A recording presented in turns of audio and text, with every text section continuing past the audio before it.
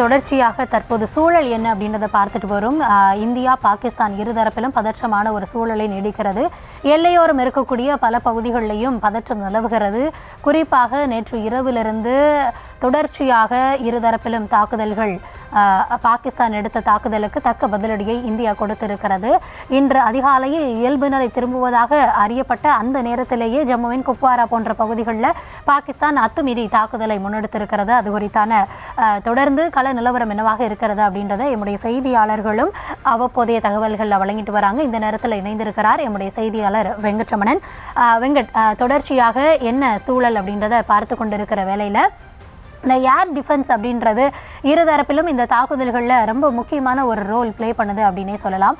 So பாகிஸ்தானை பொறுத்த வரைக்கும் அவர்களுடைய ஏர் டிஃபென்ஸ் எப்படி இருக்கிறது, இந்தியா அதில் என்ன மாதிரியான ஒரு தாக்குதலை நிகழ்த்தி இருக்கிறது? நிச்சயமாக பாகிஸ்தான் தான் அந்த வான்வெளி தாக்குதல்ல முதல் முறையாக அந்த ட்ரோன் தாக்குதலை அவர்கள் தான் இந்தியா மீது அவர்கள் தான் தாக்குதலை தொடங்கினார்கள். குறிப்பாக உதம்பூர், ஜம்மு, அக்னூர், பாதன்கோட் உள்ளிட்ட பகுதிகளில் பாகிஸ்தான் முதலாக அந்த ட்ரோன் தாக்குதலை தொடங்கினார்கள். குறிப்பாக அந்த ட்ரோன் தாக்குதல் தற்போது இந்தியா ஒரு பதில் கொடுத்திருக்கிறாங்க. பாகிஸ்தானுடைய 50 ட்ரோன்களை இந்தியா இடைமறித்து தகர்த்திருக்கிறது அப்படிங்கிற ஒரு தகவலை இந்திய ராணுவத்தினர் தெரிவித்திருக்கின்றனர். ராணுவத்தினுடைய வான்வெளி பாதுகாப்பு, இந்திய ராணுவத்தினுடைய வான் பாதுகாப்பு பிரிவினர் தற்போது இந்த 50க்கும் மேற்பட்ட ட்ரோன்களை தகர்த்திருப்பதாக தகவல்கள் கிடைக்கப்பட்டிருக்கிறது.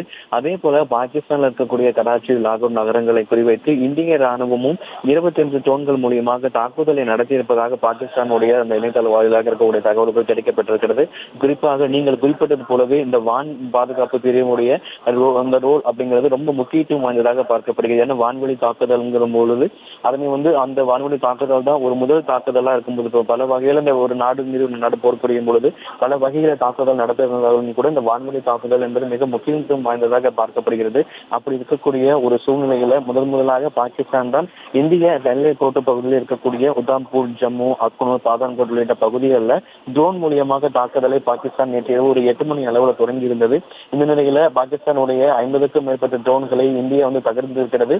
மேலும் அந்த சமயத்தில் இந்தியா எது போன்ற ஒரு ஆயுதங்களை பயன்படுத்தியது உள்ளிட்ட விவரங்களையும் இந்திய ராணுவம் தரப்பிலிருந்து குறிப்பிடப்பட்டிருக்கிறது. L-70 துப்பாக்கிகள், G-23 மினி அரிசெலுத்த அமைப்புகள் மற்றும் பிற மேம்படுத்தப்பட்ட உபகரணங்கள் இந்த தகர்க்கும் பொழுது பயன்படுத்தப்பட்டது என்கின்ற விவரங்களையும் இந்திய ராணுவம் தரப்பிலிருந்து தெரிவிக்கப்பட்டிருக்கிறது. பாகிஸ்தானுடைய 50 ட்ரோன்களை இந்திய ராணுவம் தகர்த்திருக்கிறது அப்படிங்கிற ஒரு தகவலை இந்திய ராணுவம் சொல்லியிருக்கக்கூடிய அதே வேளையில தான் பாகிஸ்தானில் இருக்கக்கூடிய கராச்சி, லாகூர் நகரங்களை குறிவைத்து இந்தியாவுடைய 25 ட்ரோன்களை கொண்டு இந்திய ராணுவம் தாக்கியதாகவும் பாகிஸ்தானுடைய ராணுவ தரப்புல தெரிவிக்கப்பட்டிருக்கிறது. இந்த ட்ரோன் தாக்குதல் தான் முதல்ல இந்த ஒரு அசாதாரண சூழலுக்கு ட்ரோன் தாக்குதல் மிக முக்கிய காரணமாக பார்க்கப்படுகிறது. இந்த இரு நாடுகளில் இருக்கக்கூடிய ராணுவத்தினுடைய வான் பாதுகாப்பு பிரிவு என்பது இந்தியாவை காட்டிலும் பாகிஸ்தான் இந்தியாவோடு ஒப்பிடும்பொழுது பாகிஸ்தானுக்கு சற்றே மிக ஒரு குறைவான அந்த டெக்னாலஜி வைஸ் பார்க்கும் பொழுது பாகிஸ்தான் இந்தியாவோடு ஒப்பிடும் பொழுது டெக்னாலஜி வைஸ் இந்தியா மிகவும் ஒரு முன்னேறிய ஒரு தொழில்நுட்பத்தை பயன்படுத்திக் கொண்டிருக்கிறது. பாகிஸ்தானிடம் அந்த முன்னேறிய ஒரு தொழில்நுட்பம் சார்ந்த அந்த வான்வெளி பாதுகாப்பு பிரிவினர் இருக்கக்கூடிய அந்த உபகரணங்கள் மிக குறைவான அளவில் தான். ஏன்னா முன்பு குறிப்பிட்டது போலவே நம்ம இரு நாடுகளுக்கிடையே அந்த இந்தியாவுடைய ராணுவத்துடைய பலமாகட்டும், அந்த உபகரணங்களுடைய எண்ணிக்கை, அதே போல போர் விமானங்கள் சார்ந்து இருக்கக்கூடிய ஒவ்வொரு விஷயமுமே இந்தியா பல மடங்கு ஒரு முன்னேறிய ஒரு நாடாக இருக்கக்கூடிய ஒரு சூழ்நிலையில பாகிஸ்தானுடைய அந்த ராணுவத்துடைய வான் பாதுகாப்பு பிரிவு என்பது அந்த தற்போதைய தொழில்நுட்பத்திற்கு ஏற்ற சற்றே ஒரு பழைய ஒரு தொழில்நுட்பம் கொண்டு இருப்பதாக தான் தகவல்கள் கிடைக்கப்பட்டிருக்கிறது. முதலாக இந்தியா பாகிஸ்தான் தரப்பிலிருந்து இந்தியாவுடைய எல்லை பகுதிகளாக இருக்கக்கூடிய உதம்பூர், ஜம்மு, அக்னூர், பாதன்கோட் ஆகிய பகுதிகளில் நேற்று இரவு பாகிஸ்தான் தான் முதலாக அந்த ட்ரோன் தாக்குதலை முன்னெடுத்து எந்தெந்த வழியில் ஒட்டுமொத்தமாக அனைத்து வழியிலுமே பாகிஸ்தான் கிட்டத்தட்ட 50க்கும் மேற்பட்ட ட்ரோன்களை இந்திய ராணுவம் அந்த தாக்குதல் முன்னதாகவே வான்வெளியிலே அது முறியடித்ததாக இந்திய ராணுவம் ஒரு பக்கம் தெரிவித்திருக்கிறது. அதே வேளையில பாகிஸ்தானுக்கு இந்திய ராணுவம் தொடர்ந்து தகுந்த பதிலடி கொடுத்துக் கொண்டு இருக்கக்கூடிய ஒரு சூழ்நிலையில பாகிஸ்தானில் இருக்கக்கூடிய கராச்சி, லாகூர் நகரங்களை குறிவைத்து 25 ட்ரோன்களையும் கொண்டு இந்திய ராணுவம் தாக்குதல் நடத்தியிருப்பதாகவும் பாகிஸ்தான் ராணுவம் குறிப்பிட்டிருக்கிறது. குறிப்பாக பாகிஸ்தானுடைய தலைநகரங்களாக இருக்கக்கூடிய இருக்கக்கூடிய இஸ்லாமாபாத் ஆகட்டும், அதே போல லாகூர், சியால்கோட் ஆகிய பகுதிகளில் ராணுவ இந்த ட்ரோன் மூலியமாக இந்தியா தாக்குதலை நடத்தியிருந்தாலும் கூட, அதாவது பாகிஸ்தான்ல இருக்கக்கூடிய கராச்சி துறைமுகத்துல இந்தியாவில் இருக்கக்கூடிய கடற்படை மூலியமாக தாக்குதலை நடத்தியிருக்கு. குறிப்பாக INS விக்ராந்த் போர்க்கப்பல் மூலியமாக இந்த கடற்படை தளத்திலிருந்து இந்த தாக்குதலை என்பது துல்லியமாக நடத்தியிருக்கிறது. குறிப்பாக கராச்சி துறைமுகத்திலும் அப்படிங்கிற அந்த ஒரு இடத்துல 1971 ஆண்டுக்கு பிறகாக கராச்சி துறைமுகத்துல இந்திய ராணுவம் தாக்குதலை நடத்தி இருக்கிறது. INS விக்ராந்த் மூலியமாக இந்த துல்லியமான ஒரு தாக்குதலை இந்தியா மேற்கொண்டிருக்கிறது. முப்படைகளும் ஒருங்கிணைந்து நேற்று இரவு முதல் பல்வேறு பகுதிகளில் தொடர்ந்து பாகிஸ்தானில் இருக்கக்கூடிய பல்வேறு பகுதிகளில் தொடர்ந்து தகுந்த பதிலடியை கொடுத்து கொண்டிருக்கக்கூடிய ஒரு சூழ்நிலையில் தற்பொழுது எல்லைக்கோட்டு பகுதிகளில் ஒரு காலை பொழுதுல தற்பொழுது ஒரு லேசான ஒரு அமைதியான ஒரு சூழல் என்பது தற்பொழுது திரும்பி இருக்கிறது.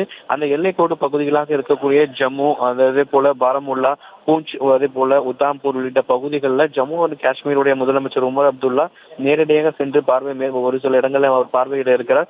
மேலும் குறிப்பாக இன்றைய தினம் அந்த எல்லைக்கோட்டு பகுதிகளில் மத்திய பாதுகாப்புத்துறை அமைச்சர் ராஜ்நாத் சிங் நேரடியாக சென்று பார்வையிடுவதற்கு முன்னதாக அந்த மாநில முதலமைச்சர் என்கின்ற முறையில் உமர் அப்துல்லா நேரடியாக சென்றிருக்கிறார்.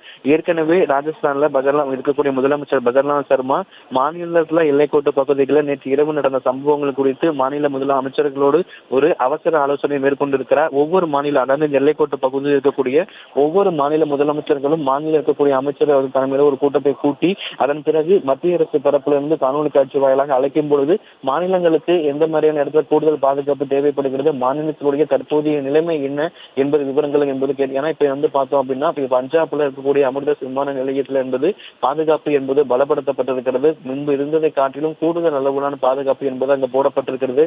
அங்க இருக்கக்கூடிய விமான நிலையங்கள் அனைத்துமே மூடப்பட்டிருக்கிறது. கூடுதல் அதாவது மாநில அளவில் ஒரு மீட்டிங் போட்டு அதற்கு பிறகாக மத்திய அரசு அழைக்கும் பொழுது எது போன்று மாநிலம் அந்த எல்லை பகுதியில் இருக்கக்கூடிய பஞ்சாப், ராஜஸ்தான், குஜராத் ஆகிய மாநிலங்களுக்கு கூடுதலாக எந்த இடத்துல அதிகமாக ராணுவ பலம் தேவைப்படுகிறது, கூடுதலாக எது ஆபத்தான இடமாக கண்டறியப்பட்டிருக்கிறது உள்ளிட்ட விவரங்களை அதாவது காணொலி காட்சி வாயிலாக மத்திய பாதுகாப்புத்துறை அமைச்சர் ராஜ்நாத் சிங் அந்த கூட்டத்தின் பொழுது மாநில முதலமைச்சர்கள் எடுத்து வைக்கின்றனர். தொடர்ச்சியாக நேற்று இரவிலிருந்து இந்தியா மேற்கொண்டிருக்கக்கூடிய ஒவ்வொரு நடவடிக்கைகளையும் பிரதமர் மோடி உன்னிப்பாக கவனித்து வருவதாகவும் தகவல்கள் கிடைக்கப்பட்டிருக்கிறது. அடுத்ததாக தேசிய பாதுகாப்பு ஆலோசகர் அஜித் தோவால் மற்றும் முப்படைகளுடைய தலைமை தளபதி அனில் சௌகான் ஆகியோரோடு பிரதமர் மோடி அவர்கள் அவசர ஆலோசனையை மேற்கொள்ள இருப்பதாகவும் தகவல்கள் கிடைக்கப்பட்டிருக்கிறது.